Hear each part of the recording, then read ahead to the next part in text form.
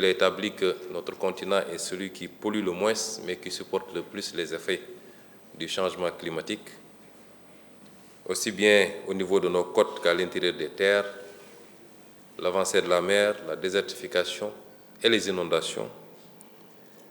Cette agence constitue une réponse, une parmi les réponses, mais une des plus importantes des réponses qu'on peut apporter à ces problématiques qui nous interpellent.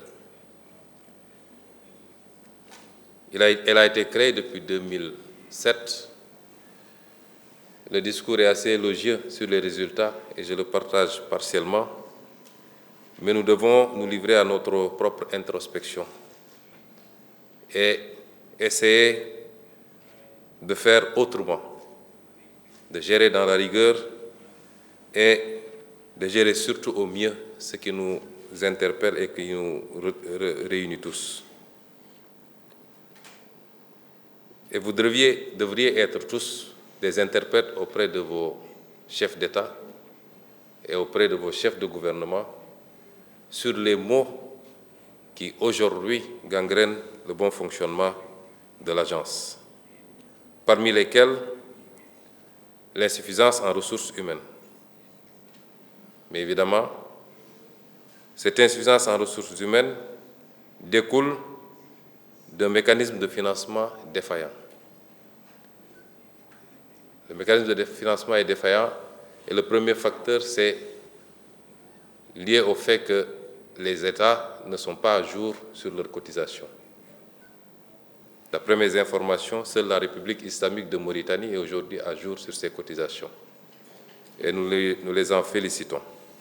Mon pays, le Sénégal, est en retard d'une cotisation, je crois, et je peux m'engager ici au nom du gouvernement que cette arriéré sera honoré dans les plus brefs délais.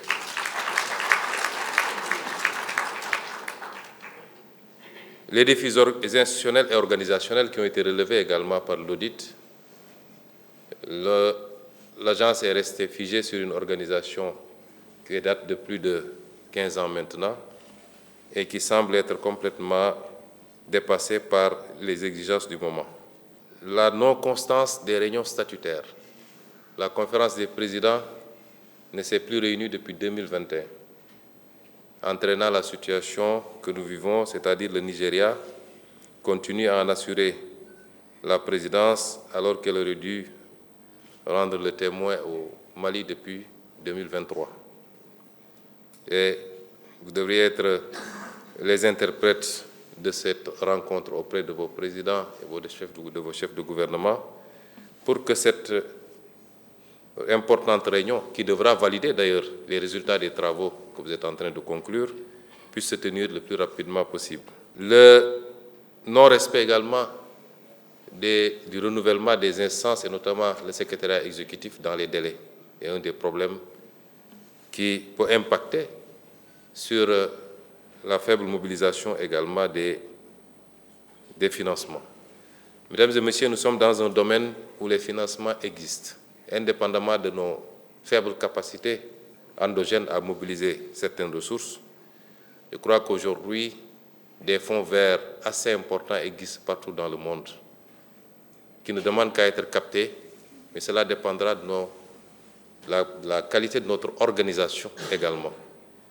Et tous les problèmes soulevés ont retardé la mobilisation et l'absorption de fonds et on crée la situation qui fait que certains bailleurs préfèrent traiter directement avec les antennes nationales plutôt qu'avec l'agence.